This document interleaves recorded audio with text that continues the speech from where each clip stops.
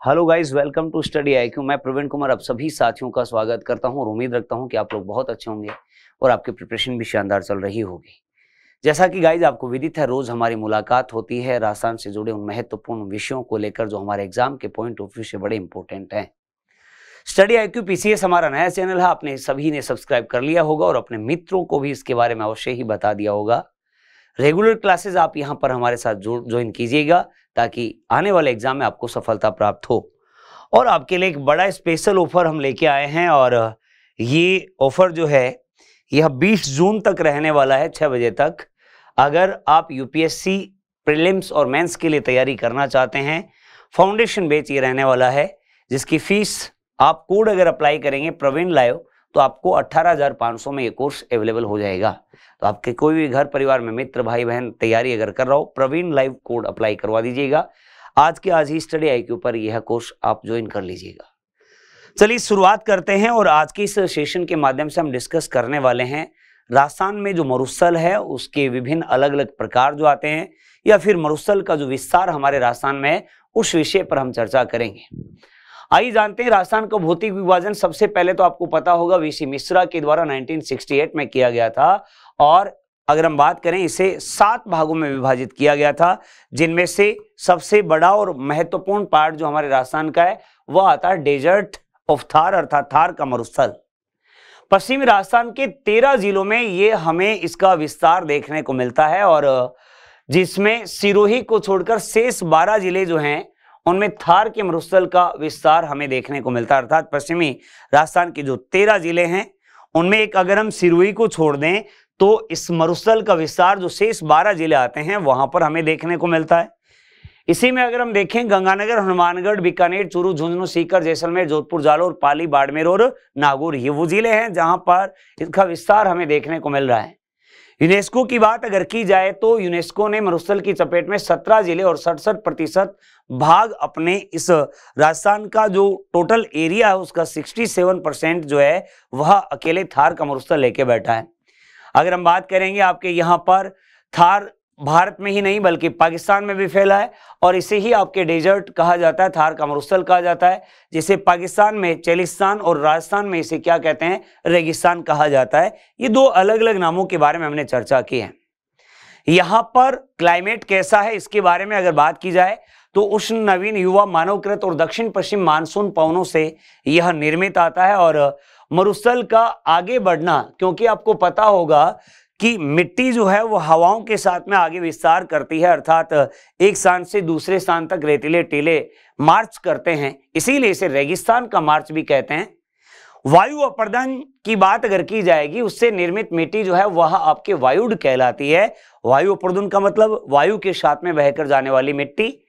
दुनिया का सबसे घना वर्षा मरुस्थल और सर्वाधिक जैव विविधता बायोडाइवर्सिटी की बात अगर हम करें तो वह सबसे ज्यादा दुनिया में इसी मरुस्थल में हमें देखने को मिलती है और यह दुनिया का सबसे घना बसा हुआ भी डेजर्ट आता है, जिसका जनसंख्या घनत्व है 103 व्यक्ति प्रति वर्ग किलोमीटर आता है। इसका अक्षांशीय विस्तार 25 डिग्री 30 मिनट और देशांतीय विस्तार जो है वह 69 डिग्री 30 मिनट से 70 डिग्री 45 मिनट ईस्ट आता है। इसकी लंबाई 640 किलोमीटर, चौड़ाई 300 किलोमीटर और 1,75,000 वर्ग किलोमीटर इसका क्षेत्रफल आता है। जुरेसिक और इयोशीन क्रिटेशियस काल में मरुस्थल तक समुद्र फैला हुआ था और मछली के अवशेष यहां से मिले। ऐसा माना जाता है टेथिस सागर यहां पर था और उसी का अवशेष जो है ये थार का मरुस्थल है, जो यहां पर मौजूद वर्तमान में खारे पानी की झीलें आती हैं वो टेथिस सागर के अवशेष के कारण ही मानी जाती हैं। मरुस्थल में मानव जाति का आगमन जो हुआ वह आपके प्लायोस्टोसीन काल में अपने को देखने को मिलता है, जिसका ढाल जो है उत्तर पूर्व से दक्षिण पश्चिम की ओर है। यहां पर पाई जाने वाली मिट्टी, एक दिन मैंने पहले ही आपको डिस्कस किया था मिट्टियों के बारे में, रेतीली बलुई जिसके मोटे कण होते हैं जिनमें पानी को धारण करने की क्षमता कम पाई जाती है। यहाँ पर धोरे या धरियन जो है, धोरे मतलब रेतीले टीलों को कहते हैं। पाए जाने वाले रेत के टीलों को मरुस्थल में बालू का स्तूप युक्त क्षेत्र जो आता है वह 58.50% और बालू का स्तूप मुक्त जो क्षेत्र है वह आपका 41.50% आता है। यहाँ पर जो मरुस्थल में रेत के टीले पाए जाते हैं अलग अलग आकार पर, उन्हें हम अलग अलग भागों में विभाजित करते हैं। जैसे अनुदैर्ध्य या रेखीय टीले हवा के समानांतर बनने वाले टीले होते हैं, हवा के पैरेलल बनने वाले। इस प्रकार के टीले पाकिस्तान के सीमावर्ती क्षेत्रों में जो है वो सर्वाधिक अपने को देखने को मिलते हैं। जैसे जैसलमेर वाला जो क्षेत्र आता है वहां पर यह अनुदैर्ध्य या रेखीय टीले जो हवा के समानांतर बनते हैं ये हमें देखने को ज्यादा मिलते हैं। इसी प्रकार अनुप्रस्थ टीले हवा के समकोण पर बनने वाले टीले, इस प्रकार के टीले जो होंगे वो अरावली के समानांतर और शेखावटी में बनने की संभावना सर्वाधिक हमें रहती है। अरावली रेंज जो अपने राजस्थान में उसके पेलर और शेखावटी सीकर चूरू झुंझुनू का जो क्षेत्र है वहां पर यह अनुप्रस्थ टीले हमें देखने को मिलते हैं। इसी प्रकार बरखान जो होता है वह अर्धचंद्राकार आकृति के टीलों को कहा जाता है, सर्वाधिक शेखावटी क्षेत्र में। सबसे नुकसानदायक व गतिशील प्रकार के टीले भी आपके बरखान प्रकार के ही होते हैं और अर्धचंद्राकार आकार में बने होते हैं। सीप की बात अगर करें, एक भुजा वाले टीले को जो होता है वो सीप कहलाता है। इसी प्रकार सब्र काफिज या नेव बखा ये झाड़ियां घास के कारण निर्मित टीले जो होते हैं। पैराबोलिक महिलाओं के हेतपरीन की आकृति के समान ये पैराबोलिक, तारे के समान बालूका स्तूप तारे के समान आकृति के टीले जो अपने को मैक्सिमम ज्यादा जैसलमेर में देखने को मिलते हैं। इसी प्रकार मोहनगढ़ पोकरण का क्षेत्र जैसलमेर जो आता है और सूरतगढ़ गंगानगर का क्षेत्र जो है वहां पर ये टीले अपने को देखने को मिलते हैं। इसी प्रकार तल्लो या मरई दो टीलों के बीच पाई जाने वाली निम्न भूमि जो है उसको तल्ली कहते हैं। तल्ली बोलते हैं ना, अरे दो टीले होते हैं उनके बीच के स्थान को अपने देसी भाषा में तल्ली तो बोलते हैं। इसी प्रकार टाट मरुस्थल में पाई जाने वाली अस्थायी जिले जो हैं इन्हें टाट कहा जाता है और दलदली भूमि भी हमें इन मरुस्थल में अर्थात डेजर्ट में देखने को मिलती है। इसी प्रकार अपने डेजर्ट में कुछ रण क्षेत्र हैं, बैटलफील्ड है, पोखरण क्षेत्र जैसलमेर, झाकरी जैसलमेर, बरमसर जैसलमेर, बेब रण आपके बाड़मेर, बाप रण क्षेत्र ये जोधपुर, पड़ियार रण क्षेत्र चूरू और ताल छापर क्षेत्र आपके चूरू में आता है। इसी प्रकार जल संरक्षण के लिए यहाँ पर अलग अलग जो विकास समय समय पर हुए अर्थात जल संरक्षित करने के लिए जो भी यहाँ पर साधन बनाए गए, जैसे आगोर आंगन के माध्यम से किया गया जल संरक्षण, किसी भी आंगन में बारिश हुई उस जल को एकत्रित कर लिया, बरसात के पानी को, टांका वर्षा के जल का संरक्षण, टांके के मुंह को झाड़ू या सुराख इंडू या आपके सुराख कहा जाता है, जो खेतों में टांके बने होते हैं वहां पर बारिश के पानी को एकत्रित किया जाता है। नाड़ी दैनिक आवश्यकता व पशुओं के लिए जो जल संरक्षण किया जाता है, नाड़ी जिसको बोलते हैं, मिट्टी को खोद करके वहां पर पानी बारिश का पानी एकत्रित कर लिया जाता है। इसी प्रकार संभवतः राज्य की प्रथम नाड़ी का निर्माण राव जोधा के द्वारा, जो मारवाड़ के शासक जोधपुर के संस्थापक है उनके द्वारा करवाया गया था। इसी प्रकार टोबा नाड़ी को खोद करके गहरा किया जाए तो उसे टोबा कहा जाता है। खड़ीन कृषि कार्यों के लिए जो जल संरक्षण किया जाता है उसे खड़ीन कहते हैं। खड़ीन प्रकार की झीलें बनाने की परंपरा जैसलमेर के पालीवाल ब्राह्मणों के द्वारा प्रारंभ की गई थी। बेरी और ये मरुस्थल में जो आपके छोटे कुएं होते हैं इनको बेरी कहा जाता है। ठीक इसी प्रकार बेरा डुंडाड़ वाले क्षेत्र में पाए जाने वाले कुएं, जोहड़ शेखावटी वाले क्षेत्र में पाए जाते हैं। सेजा मेवाड़ के कुएं हैं। बाव या बावड़ी ये सीढ़ीदार कुएं होते थे। बावड़ियों का शहर वैसे आपको पता होगा बूंदी को कहा जाता है। मदार जल भराव के लिए निश्चित की गई सीमा। नेहटा अतिरिक्त जल निकासी के लिए रखा गया स्थान। वर्षा जल संरक्षण 300 मिलीमीटर स्क्वायर से बड़े राजकीय भवनों के ऊपर वर्षा जल संरक्षण का कार्य जो है वह अनिवार्य अपने राजस्थान में कर दिया गया है। होज जल संरक्षण के लिए खोदे गए गड्ढे जो होते हैं उन्हें होज कहा जाता है। इसी प्रकार गजलर की बात अगर करें, छिद्रदार पाइपलाइन के माध्यम से किया गया जल संरक्षण वह आपका गजलर कहलाता है। चलिए आगे बढ़ते हैं। राजस्थान की रजत बूंदे जो आती हैं, लेखक इसके आते हैं अनुपम मिश्र। बूंद बूंद जो फुहारा सिंचाई पद्धति अपने यहाँ पर नर्मदा नहर पर लगाई गई है। मुख्यमंत्री जल स्वावलंबन योजना जिसके बारे में मैं आपको पहले भी बता चुका हूं, 27 जनवरी 2016 गर्दनखेड़ी गांव जो आपके झालावाड़ से आता है, यहां से यह परंपरा आपके अर्थात योजना जो थी ये शुरू की गई। इसी प्रकार उच्चावच के आधार पर मरुस्थल जो आता है उसे हम 4 पार्ट में डिवाइड कर सकते हैं, जैसे महान, चट्टानी, लघु और अर्ध शुष्क।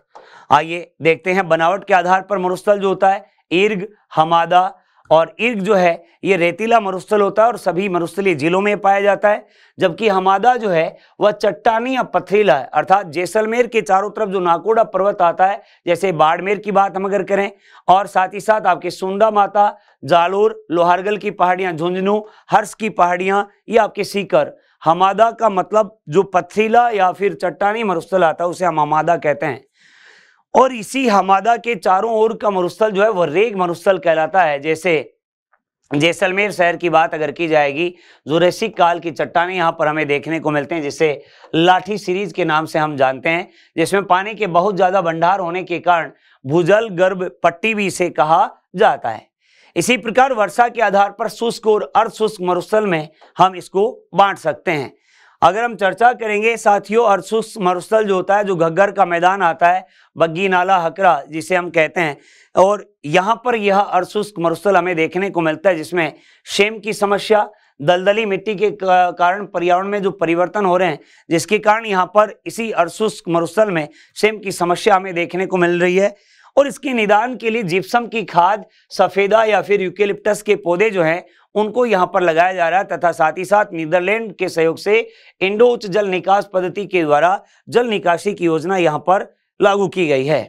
शेखावाटी में अंतः प्रवाहिक क्षेत्र की बात हम अगर करें, शेखावाटी धरातल के नीचे चूने की प्रधानता आपको पाई जाती है, और शेखावाटी वाले क्षेत्र में जो घास के मैदान, जिन्हें हम क्या कहते हैं, बीहड़ या फिर इन्हें बीड़ कहा जाता है। नागौरी उच्च भूमि की बात अगर करें, ये भी यहाँ पर भी फ्लोराइड युक्त जल पाया जाता है, जिसके कारण शरीर में फ्लोरोसिस नामक रोग हो जाता है। इस रोग के लक्षण दांतों का पीला होना, हड्डियों में कुबड़ आना या फिर टेढ़ापन आना। आगे बढ़ते हैं, इसका समाधान जल में फिटकरी का उपयोग किया जाना चाहिए। जापान के सहयोग से यहाँ पर इसको शुद्ध करने के लिए जायका परियोजना जो है वह भी लाई जा रही है। कुबड़ पट्टी का जो क्षेत्र आता है, अजमेर और नागौर को स्पर्श करते हुए क्षेत्र में कुबड़ पट्टी की समस्या जो है वह सर्वाधिक पाई जाती है। हरे कबूतर की बात अगर हम करें, सरिस्का अलवर और कुबड़ पट्टी में ही आपके पाए जाते हैं, जो अजमेर और नागौर का क्षेत्र आता है। लोनी बेसिन जो है वह बाड़मेर जालोर में सबसे कम उच्चावत जो है वो पाए जाते हैं, और इन दोनों जिलों में ही बाढ़ प्रभावित क्षेत्रों को रेल या नेडा कहा जाता है। बालोतरा लूनी नदी के तल से निचले स्थान के ऊपर आपका बसा हुआ है बालोतरा, बाड़मेर के बारे में हम चर्चा कर रहे हैं। इसी प्रकार सर्वाधिक आंधियों वाले जिले की बात अगर की जाए, गंगानगर, न्यूनतम आंधियों वाला झालावाड़, पार का घड़ा ये चांदन नलकूप जैसलमेर, थार का उद्यान ये कोलायत बीकानेर, मरुस्थल का हरा भरा क्षेत्र नखलीस्थान, इसी प्रकार मरुस्थल का गुलाब जिसे हम राजस्थान का अंडमान निकोबार भी कहते हैं जैसलमेर, और राजस्थान की जीवन रेखा जो है यह अरावली पर्वतमाला जो आती है, इसे मेरे प्यारे साथियों जीवन रेखा कहा जाता है।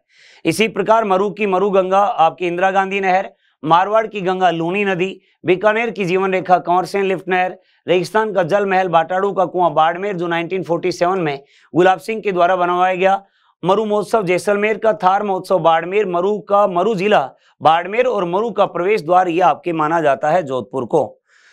इसी प्रकार मरु का सिंह द्वार शेखावाटी है। मरु में पाए जाने वाले वनस्पति जीरोफाइट्स या मरुद्भिद कहलाती है।